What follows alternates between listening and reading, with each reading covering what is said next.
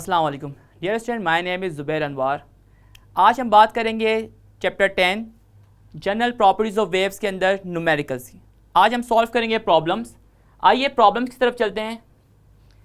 जिस तरह से हमारे पास न्यूमेरिकल नंबर 1 है, जिसमें आपसे पूछा ये गया है कि what is the wavelength of the radio wave broadcasted by the radio station with a frequency of 1300 kilohertz.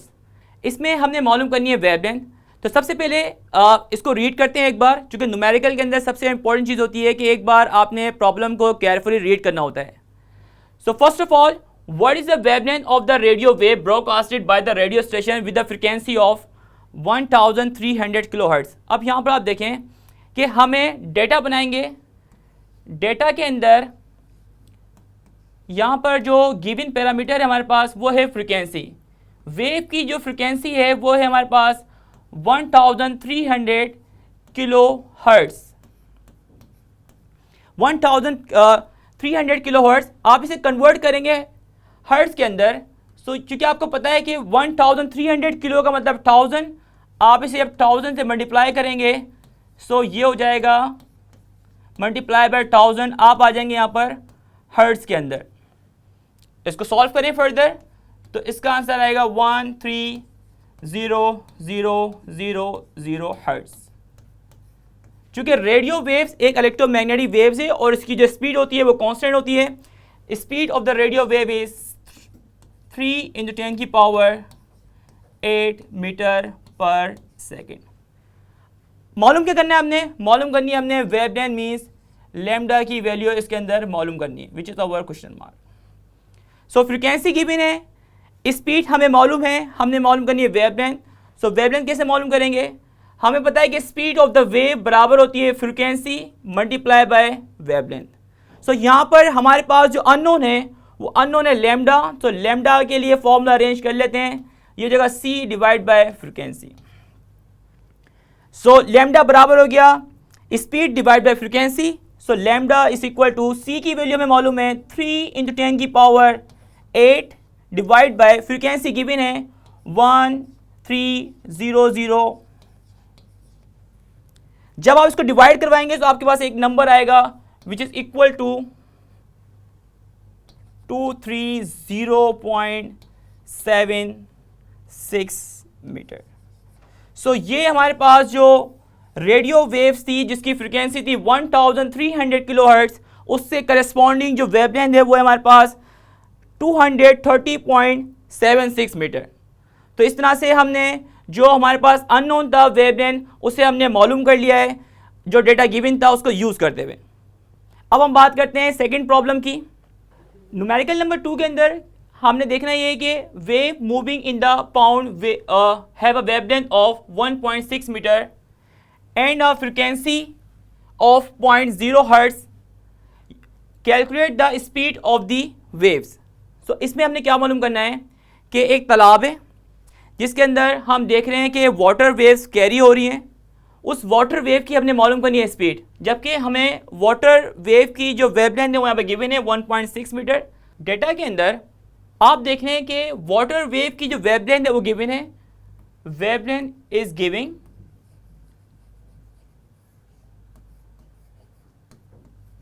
Lambda. Wavelength को लैम्डा से रिप्रेजेंट करते हैं 1.6 मीटर, और उस वेव की जो फ्रीक्वेंसी है वो भी गिवन है, फ्रीक्वेंसी इज इक्वल टू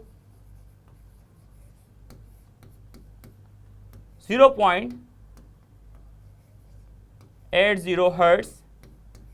हमने मालूम करनी है calculate the speed of the water waves. Water wave की स्पीड मालूम करनी है, मींस हमने मालूम करनी है यहाँ पर स्पीड v की वैल्यू जो कि हमारा इसमें अननोन है। तो किस तरह मालूम करेंगे? वेव की स्पीड के लिए हमने फॉर्मूला ड्राइव किया है, क्योंकि हमने यहाँ पर मालूम करनी है speed of the wave v। हमें पता है कि v स्पीड मालूम करने के लिए हम जो फॉर्मूला ऑलरेडी ड्राइव कर चुके हैं वो बराबर होता है फ्रीक्वेंसी मल्टीप्लाई बाय वेवलेंथ। तो यहाँ पर हमारे पास फ्रीक्वेंसी गिवन है 0.80 हर्ट्ज़ और वेवलेंथ गिवन है 1.6। जब आप दोनों को मल्टीप्लाई करेंगे तो आपके पास इसका जो आंसर है वो है हमारे पास 1.28 मीटर पर सेकेंड। सो इस तरह से कि अगर एक तालाब के अंदर वाटर वेव्स है, उस वाटर वेव की वेवलेंथ 1.6 मीटर है और उसकी फ्रीक्वेंसी 0.80 हर्ट्ज है, सो उसकी जो स्पीड होगी वो होगी 1.28 metre per second. Numerical number 3 के अंदर आप देख रहे हैं कि if 50 wave passes through the point in a loop in 10 seconds, what are the frequency and the period of the waves? If its wavelength is 8 centimeter, calculate the speed of the wave, explain the type of wave produced. अब हमारे पास क्या है कि एक problem है जिसके अंदर हमने ये देखना है कि एक रूप है जिसके अंदर 50 वेव पास हो रही हैं 10 सेकेंड के अंदर। आपने सबसे पहले बताना है कि उसकी फ्रीक्वेंसी क्या होगी, उसका टाइम पीरियड क्या होगा, और अगर उसकी वेवलेंथ 8 सेंटीमीटर है तो आपने बताना है कि उस वेव की स्पीड क्या होगी। तो आइए किस तरह से हम इसको मालूम कर सकते हैं। सबसे पहले हम मालूम करते हैं फ्रीक्वेंसी। फ्रीक्वेंसी मालूम करते हैं, frequency F which is our unknown. हमें पता है कि यहाँ पर जो वेव पास हो रही है 50 वेव है, यहाँ पर नंबर ऑफ वेव 50 हैं और कितने टाइम में पास हो रही है 10 सेकेंड के अंदर। तो हम यहाँ से फ्रीक्वेंसी निकाल सकते हैं कि फ्रीक्वेंसी बराबर होगी नंबर ऑफ वेव 50 हैं डिवाइड बाय 10 करेंगे। सो फ्रीक्वेंसी यहाँ पर आ जाएगी आपके पास 5 हर्ट्ज। फ्रीक्वेंसी आ गई 5 हर्ट्ज। अब आपने क्या मालूम करना है कि इसका टाइम पीरियड क्या होगा। बहुत आसान है, जब फ्रीक्वेंसी मालूम होती है तो हम टाइम पीरियड आराम से मालूम कर सकते हैं, क्योंकि हमें पता है कि फ्रीक्वेंसी और टाइम पीरियड एक दूसरे के इन्वर्सली प्रोपोर्शनल होते हैं। So for time period,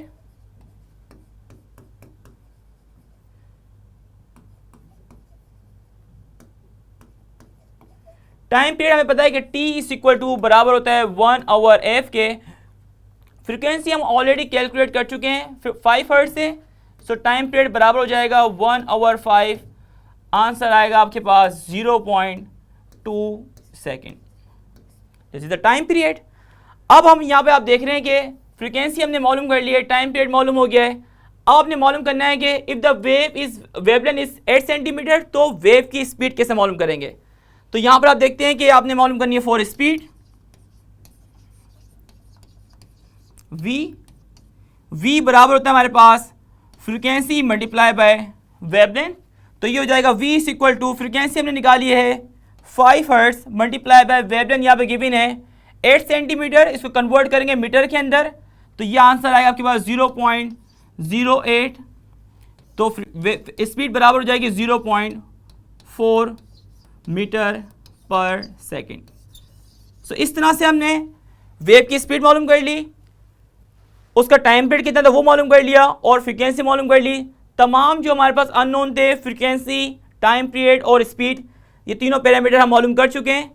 यहाँ पर देखो explain the wave types of wave produce. Definitely यहाँ पर जो वेव जो कि मैकेनिकल वेव्स है, चूँकि ये किसी रूप के अंदर पैदा हो रही है और आपको पता है मैकेनिकल वेव की एक पहचान ये भी होती है कि ये मीडियम के ऊपर डिपेंड करती है और यहाँ पर जो मीडियम है वो एक रूप है। सो ये मैकेनिकल वेव है which is not able to hear this kind of wave, क्योंकि इसकी फ्रिक्वेंसी हमारी ऑडिबल रेंज से कम है। क्योंकि ये आपको बता रहा है 5 हर्ट्ज और इंसानी रेंज जो फ्रिक्वेंसी की होती है वो 20 किलो हर्ट्ज से 20 किलो हर्ट्ज के दरमियान होती है। और जबकि हमारे पास जो फ्रिक्वेंसी आ रही है वो 5 हर्ट्ज आ रही है। इसका मतलब है इस किस्म की वेव्स को हम अपने कानों से नहीं सुन सकते, क्योंकि ये हमारी ऑडिबल रेंज से कम है। नॉर्मल जो रेंज होती है वो 20 हर्ट्ज होती है मिनिमम वैल्यू, और मैक्सिमम वैल्यू 20 किलो हर्ट्ज है। जबकि हमारे पास जो फ्रिक्वेंसी आ रही है वो 5 हर्ट्ज है। इसका मतलब है we are not able to date sound. Numerical number 4, a silky has produced a longitudinal wave. The wave travel at a speed of 40 centimeter at a frequency of wave is 20 hertz. What is the minimum separation between the consecutive compressions?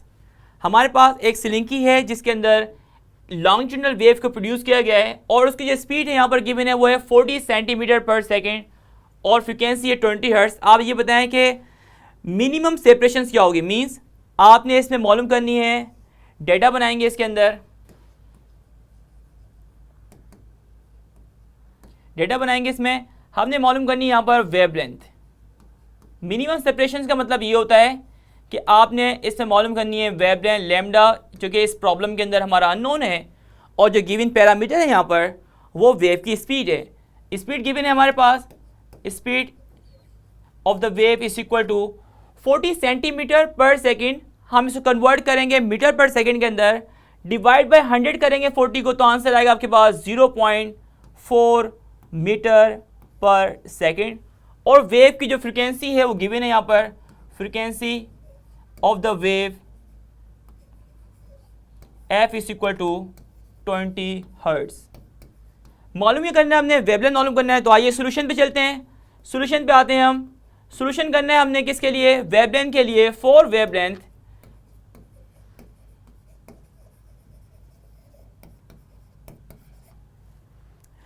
के लिए हमें पता है कि speed बराबर होती है frequency multiply by wavelength. हमने फॉर्मूला अरेंज करना है वेवलेंथ के लिए, तो वेवलेंथ बराबर हो जाएगी हमारे पास स्पीड डिवाइड बाय फ्रीक्वेंसी। तो स्पीड यहाँ पर गिवन है 0.4, फ्रीक्वेंसी गिवन है हमारे पास 20। सो अगर आप इसको डिवाइड करेंगे तो इसका जो आंसर आपके पास वो आएगा 0.02 मीटर। सो इस तरह से अगर हमारे पास एक सिलिंकी है जिसके अंदर एक लॉन्गिट्यूडनल वेव को आप प्रोड्यूस कर रहे हैं और उसकी स्पीड है उस वेव की 40 सेंटीमीटर पर सेकेंड और जो फ्रीक्वेंसी है वो 20 हर्ट्ज है, तो इस तरह से उसकी जो वेवलेंथ होगी वो होगी 0.02 मीटर। न्यूमेरिकल नंबर 5 पे आते हैं, जिस पे कह रहे हैं suppose a student is generating waves in a slinky. Student ने नॉर्मली देखा होगा बच्चे स्लिंकी के साथ प्ले करते हैं, वेव जनरेट कर रहे हैं। The student hand makes one complete back and fourth oscillation in 0.040 second. Student है जो कि एक ऑसिलेशन यहाँ पर क्रिएट कर रहे हैं जिसका टाइम पीरियड है 0.40 सेकेंड। The wavelength in the slinky is 0.60 metre. आपने मालूम करना है टाइम पीरियड, फ्रीक्वेंसी और वेव की स्पीड। तो हमारे पास इस तरह से इसके अंदर 3 अननोन है। पहले हमने मालूम करना है टाइम पीरियड क्या होगा, फ्रीक्वेंसी क्या होगी और स्पीड क्या होगी। अच्छा, यहाँ पर एक चीज़ बड़ी इंपॉर्टेंट है यहाँ पर, क्योंकि ऑलरेडी ये बता रहे हैं कि जो स्टूडेंट हैं जो वेव जनरेट कर रहे हैं उसका जो ऑसिलेशन है वो बराबर है 0.40 सेकेंड। तो हमने टाइम पीरियड निकालने की ज़रूरत नहीं है। इस प्रॉब्लम के अंदर टाइम पीरियड गिवन है कि जो टाइम पीरियड होगा वो होगा 0.40 सेकेंड। चूँकि डायरेक्टली ये क्वेश्चन में भी गिवन है जो ऑसिलेशन है वो 0.40 सेकेंड है, तो निकालने की ज़रूरत नहीं है। जब आपको टाइम पीरियड मालूम है तो अब यहाँ से हम फ्रीक्वेंसी निकाल सकते हैं, क्योंकि फ्रीक्वेंसी बराबर होती है 1 आवर टाइम पीरियड के इन्वर्सली प्रोपोर्शनल होती है। सो फ्रीक्वेंसी बराबर हो जाएगी 1 divide by T. Time period जो कि हमें पता है कि बराबर है 0.40। जब आप इसे डिवाइड करेंगे सो फ्रीक्वेंसी बराबर आ जाएगी हमारे पास 2.5 हर्ट्ज के। तो इस तरह से टाइम पीरियड चूंकि ऑलरेडी यहाँ पर गिवन था 0.40 सेकेंड, फ्रीक्वेंसी आ गई। अब हम निकाल सकते हैं वेव की स्पीड, कि वेव की स्पीड क्या होगी। वेव की स्पीड निकालने के लिए for speed of the wave हमें पता है कि स्पीड बराबर होती है frequency multiply by lambda.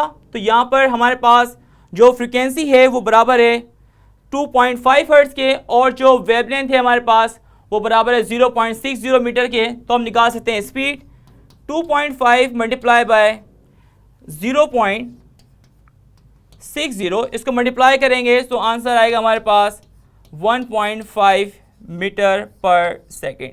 So that is the speed of the wave, जो कि हमारा अननोन था कि इस वेव का टाइम पीरियड है वो बराबर है 0.40 सेकेंड और जो फ्रीक्वेंसी है वो बराबर है 2.5 हर्ट्ज और जो स्पीड है वहाँ पर बराबर है 1.5 metre per second. Problem number 6 पे देखते हैं। If 80 compressions passes through a point spring in 20 seconds, calculate the frequency and period। इसका मतलब है हमने फ्रीक्वेंसी मालूम करनी है और टाइम पीरियड मालूम करना है। If 2 consecutive compressions are 8 centimetre apart, calculate the speed of the wave। इस प्रॉब्लम में भी हमने मालूम करनी है फ्रीक्वेंसी, टाइम पीरियड और वेव की स्पीड। तो आइए मालूम करते हैं सबसे पहले फ्रीक्वेंसी। जो गिवन पैरामीटर हमारे पास कि 80 कंप्रेशन है हमारे पास, सो डेटा बनाएंगे इसके अंदर। डेटा के अंदर हमारे पास फ्रीक्वेंसी ऑलरेडी हम निकाल सकते हैं। नंबर ऑफ कंप्रेशन हमारे पास 80 है और 80 कंप्रेशन कितने टाइम में पास हो रहे हैं, 20 सेकेंड के अंदर, डिवाइड बाय 20 कर दें तो यहाँ से डायरेक्ट फ्रीक्वेंसी आ जाएगी हमारे पास 4 हर्ट्ज। ठीक है, सो नंबर ऑफ कंप्रेशन 80 थे, 20 सेकेंड में पास हो रहे थे, तो number of oscillation complete in second is called frequency. तो फ्रीक्वेंसी हमारे पास आ गई 4 हर्ट्ज। निकाल सकते हैं हम यहाँ से टाइम पीरियड भी, हमने टाइम पीरियड निकालना है यहाँ से और इसके अंदर वेव की स्पीड निकालनी है। सो दो अननोन है हमारे पास अभी, टाइम पीरियड और वेव की स्पीड। सो फ्रीक्वेंसी हमें मालूम है तो हम निकाल सकते हैं यहाँ से फॉर टाइम पीरियड,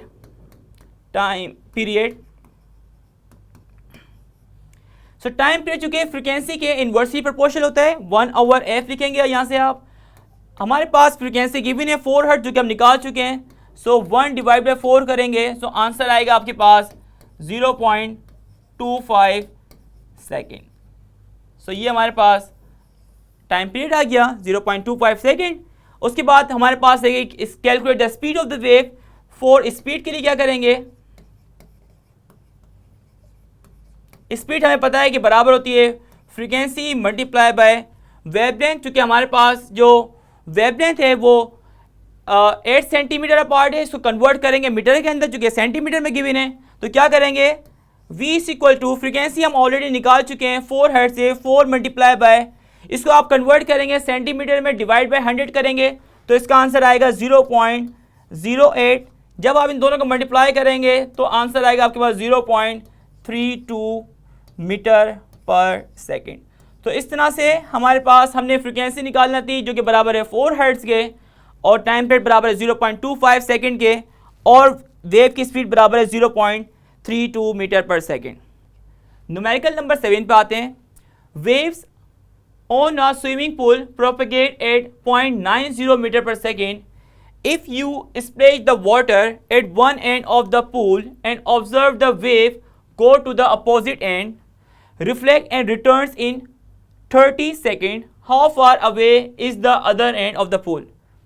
इसमें ये पूछा गया है कि लेट सपोज हमारे पास एक पूल है जिसके अंदर वाटर वेव जो है एक एंड से जा रही हैं, टकराने के बाद ये बाउंस बैक हो रही हैं वेव्स, और ये बाउंस बैक होने का जो टाइम है, चूँकि यहाँ से लेकर एक पॉइंट से दूसरे पॉइंट पे जाने का टाइम लेट सपोज अगर t है और दोबारा ये इस एंड पे आ रही हैं, रिफ्लेक्ट बैक हो रही हैं, सो टोटल टाइम कितना हो जाएगा 2t इज इक्वल टू, जो कि यहाँ पर गिवन है which is equal to 30 second. तो हमारे पास टोटल रिफ्लेक्टिव टाइम यहाँ पर गिवन है कि वाटर वेव टकराने के बाद दोबारा बाउंस बैक हो रही हैं, तो 2t is equal to 30 second. So यहाँ से आप एक इस पॉइंट से इस पॉइंट पे पहुँचने का टाइम अगर आप निकालेंगे तो ये बराबर हो जाएगा t is equal to 30 divide by 2, तो ये आ जाएगा आपके पास 15 सेकेंड। आपने मालूम ये करना है कि इस पॉइंट से इस पॉइंट पर कितना डिस्टेंस होगा, मतलब आपने मालूम करनी है डिस्टेंस s की वैल्यू। तो इस प्रॉब्लम के अंदर हमारे पास डिस्टेंस हमने मालूम करना है, जबकि टाइम हमें मालूम है और वेव की जो स्पीड है वो भी मालूम है हमारे पास। स्पीड ऑफ द वेव यहाँ पे गिवन है v is equal to 0.90 metre per second. हमने मालूम करना है यहाँ पर डिस्टेंस, s की वैल्यू आपने यहाँ पर मालूम करनी है। सॉल्यूशन पे आते हैं। हमें पता है कि डिस्टेंस बराबर होता है स्पीड मल्टीप्लाई बाय टाइम। सो ये हो जाएगा आपके पास, स्पीड हमें बराबर है 0.90 मल्टीप्लाई बाय टाइम जो कि 15 है, इसका आंसर आएगा हमारे पास which is equal to 13.5 metre. इसका मतलब है कि जो वाटर था इस पॉइंट से लेकर इस पॉइंट के दरमियान जो डिस्टेंस है हमारे पास वो बराबर है 13.5 मीटर के। और अगर आप टोटल निकालेंगे टोटल डिस्टेंस कितना कवर करेगा, तो डेफिनेटली अगर यहाँ से लेकर यहाँ तक डिस्टेंस 13.5 है तो दोबारा अगर यहाँ पर आएगा तो टोटल डिस्टेंस कितना हो जाएगा 13.5 प्लस 13.5, ये हो जाएगा आपके पास 27 मीटर। सो आपके पास जो टोटल डिस्टेंस हो जाएगा वो हो जाएगा 27 मीटर, और जबकि इस पॉइंट से इस पॉइंट पे जाने का डिस्टेंस है वो बराबर है 13.5 मीटर। सो इस तरह से हमने ये मालूम कर लिया है कि जो वाटर वेव्स है जो कि टकराने के बाद टोटल डिस्टेंस कवर करिए दोबारा अपने इनिशियल पॉइंट के ऊपर आ रही है वो बराबर है 27 मीटर, और इसका जो हाफ करेंगे आप तो डेफिनेटली सिर्फ इस पॉइंट पे पहुंचने का वन एंड पे पहुंचने का डिस्टेंस होगा वो होगा 13.5 मीटर। तो इस तरह से हमने यहाँ पे निकाले कि 13.5 मीटर वो डिस्टेंस है जो कि वाटर वेव्स एक पॉइंट से दूसरी पॉइंट पे जो है वो कवर कर रही है। न्यूमेरिकल नंबर 8 के अंदर a simple pendulum has a length of 80 centimetre, calculate इस टाइम पीरियड एंड फ्रीक्वेंसी। आपने मालूम करना है एक सिंपल पेंडुलम के अंदर उसका टाइम पीरियड क्या होगा और उसकी फ्रीक्वेंसी क्या होगी। जबकि उस पेंडुलम की जो लेंथ है वो गिवन है, तो डेटा बनाएंगे। यहाँ पर डेटा के अंदर लेंथ गिवन है हमारे पास L is equal to 80 centimetre. इसको कन्वर्ट करेंगे मीटर के अंदर तो आंसर आएगा हमारे पास 0.8 मीटर। हमने मालूम करना है इसका टाइम पीरियड,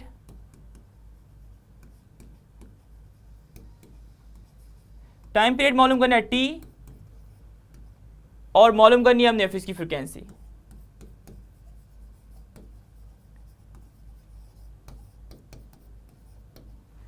एक सिंपल पेंडुलम है जिसके अंदर लेंथ गिवन है, टाइम पीरियड और फ्रीक्वेंसी मालूम करनी है।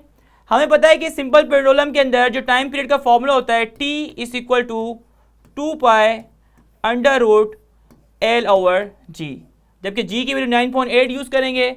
सो 2 पाई अंडर रूट L हमें 0.8 हमारे पास डिवाइड बाय 9.8, जो कि आपके पास एक्सेलरेशन ड्यू टू ग्रेविटी है। जब आप इसको सॉल्व करेंगे तो आंसर आएगा आपके पास 1.794 सेकेंड। सो एक सिंपल पेंडुलम है जिसकी लेंथ थी 80 सेंटीमीटर, उसका टाइम पीरियड हमारे पास 1.794 सेकेंड। इसी तरह से जब टाइम पीरियड मालूम है तो हम फ्रीक्वेंसी मालूम कर सकते हैं। फॉर फ्रीक्वेंसी के लिए हम करेंगे, क्योंकि फ्रीक्वेंसी बराबर होती है 1 आवर टाइम पीरियड के, तो फ्रीक्वेंसी बराबर हो जाएगा 1.794 करेंगे आप, तो फ्रीक्वेंसी बराबर हो गया आपके पास 0.557 के हर्ट्स। तो इस तरह से हमारे पास एक सिंपल पेंडुलम था जिसका हमने टाइम पीरियड मालूम करना था, जो कि बराबर आ रहा है हमारे पास 1.794 सेकेंड। अगर उसकी लेंथ बराबर है 80 सेंटीमीटर और उससे करेस्पॉन्डिंग जो फ्रीक्वेंसी है वो बराबर है 0.55 हर्ट्स।